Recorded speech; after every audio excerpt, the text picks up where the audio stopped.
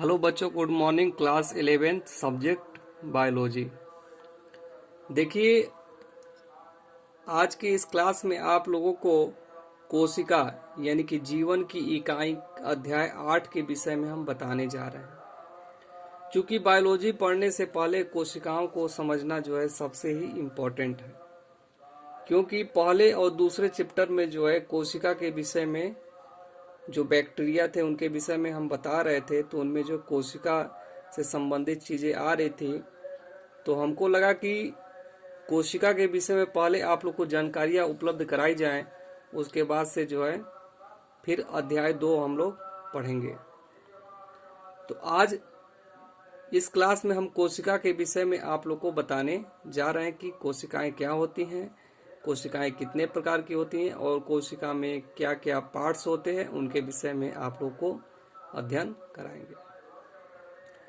देखिए, आज आप लोग को बताने जा रहे हैं कोशिका यानी कि सेल। तो जो हमारा शरीर होता है, प्रत्येक जीवधारियों का जो शरीर होता है वो कोशिकाओं से ही मिलकर बना होता है।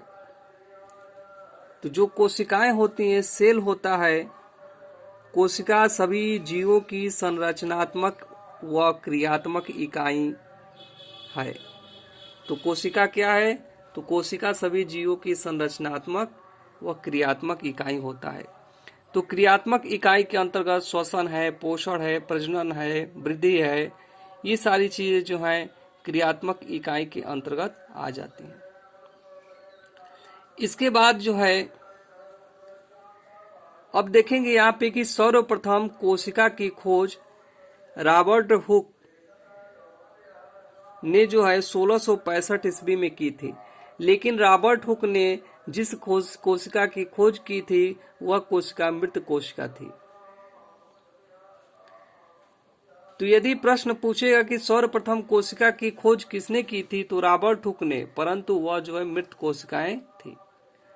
लेकिन यदि पूछेगा कि जीवित कोशिका की खोज सर्वप्रथम एंटोन वान ल्यूवेनहॉक ने की थी। यदि जीवित कोशिका की बात करेगा कि जीवित कोशिका की खोज सर्वप्रथम किसने की थी, तो एंटोन वान ल्यूवेनहॉक ने की थी। इसके बाद रॉबर्ट ब्राउन ने केंद्रक की खोज की थी। कोशिका के अंतर्गत जो है केंद्रक पाए जाते हैं, केंद्रक की खोज जो है रॉबर्ट ब्राउन ने की थी।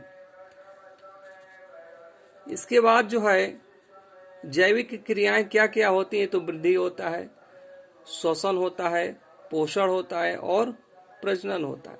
ये सारी क्रियाएं जो हैं जैविक क्रियाएं कहलाती हैं। अब आप लोग को कोशिका सिद्धांत यानी कि सेल थ्योरी जो है क्या होता है और किसने जो है सेल थ्योरी प्रस्तुत की, उसके विषय में जानकारी देंगे। देखिए, जो सेल थ्योरी था उसका प्रतिपादित जो है जर्मनी के वनस्पति वैज्ञानिक मैथियस स्लाइडेन 1838 ईस्वी में की थी। इसके बाद से जो है अगले वैज्ञानिक आए जो ब्रिटिश के प्राणी वैज्ञानिक थे, थियोडोर स्वान। यह 1839 ईस्वी में इन्होंने भी जो है कोशिका सिद्धांत प्रतिपादित किया, सेल थ्योरी। लेकिन इन्होंने कहा कि सभी जीव कोशिका व कोशिका उत्पादों से मिलकर बने होते हैं। तो जो ये दो वैज्ञानिक थे, मैथियस स्लाइडेन और थियोडोर स्वान, इन्होंने कहा कि जितने भी जीवधारी होते हैं उनका जो शरीर होता है कोशिका और कोशिका उत्पादों से मिलकर बना होता है। परंतु इन्होंने यह नहीं सिद्ध कर पाए कि जब कोशिका का विभाजन किस प्रकार से होता है, कोशिकाएं बनती किस प्रकार से हैं, इसका खंडन इन्होंने नहीं किया।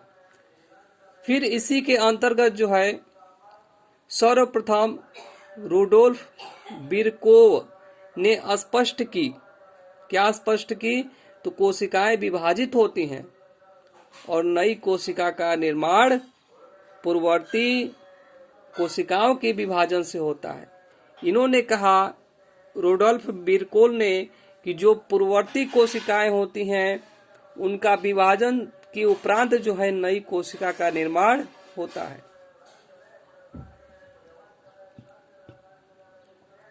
है। तो यदि पूछेगा कि पूर्ववर्ती कोशिका का विभाजन नई कोशिका के द्वारा होता है, यह जो है किसने स्पष्ट किया, तो उसका हम जवाब देंगे रुडोल्फ विरकोव ने। और कोशिका सिद्धांत किसने प्रतिपादित किया, तो जर्मनी के वनस्पति वैज्ञानिक थे मैथियस स्लाइडेन 1838 ईस्वी। और ब्रिटिश के प्राणी वैज्ञानिक थे, ये वनस्पति वैज्ञानिक हैं और ये प्राणी वैज्ञानिक हैं, थियोडोर स्वान 1839 ईस्वी में।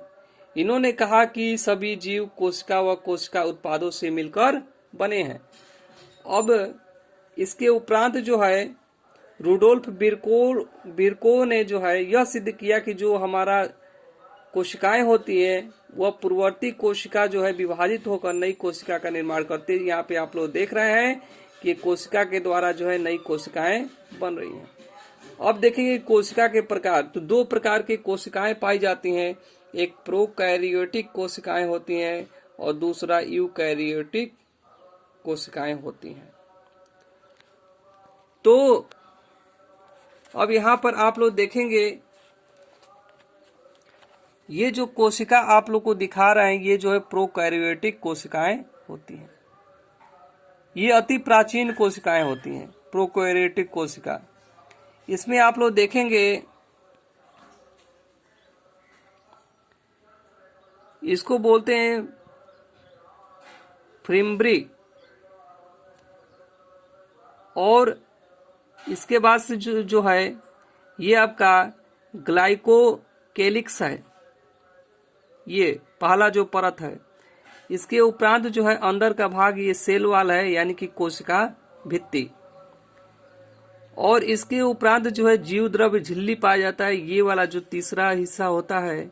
इसके उपरांत यहाँ पे आप लोग देख रहे हैं कि जो ये न्यूक्लियोटाइड डीएनए है, यानी कि गुणसूत्रीय डीएनए है, ये जो है स्वतंत्र अवस्था में पाया जाता है, बिखरा हुआ। यहाँ पे आप लोग देख रहे हैं कि डीएनए जो है बिखरी हुई स्थिति में पाया जा रहा है। और इसके बाद से ये जो चीजें हैं ये राइबोसोम है, यानी कि इसमें जो है 70 प्रकार के राइबोसोम पाए जाते हैं। ये जो स्ट्रक्चर आप लोग देख रहे हैं प्लाज्मिड है, और इनमें जो है मीसोसोम पाया जाता है, श्वसन क्रिया में ये भाग लेता है। और ये जो है पाइल है। ये जो स्ट्रक्चर आप लोग को, ये यहाँ पे पूछ जैसी संरचनाएं फ्लैजिला, तो ये जो संरचनाएं हैं प्रोकैरियोटिक कोशिकाएं की हैं। आगे आप लोग को इनके पार्ट्स के विषय में हम बताएंगे कि जो ग्लाइकोकैलिक्स क्या होता है, कोशिकाएं भित्ति क्या कार्य करती हैं, और जीवद्रव्य झिल्ली क्या होता है, प्लाज्मिड क्या होता है, मीसोसोम क्या होता है, इसके विषय में आगे की वीडियो में बताएंगे। तब तक के लिए धन्यवाद।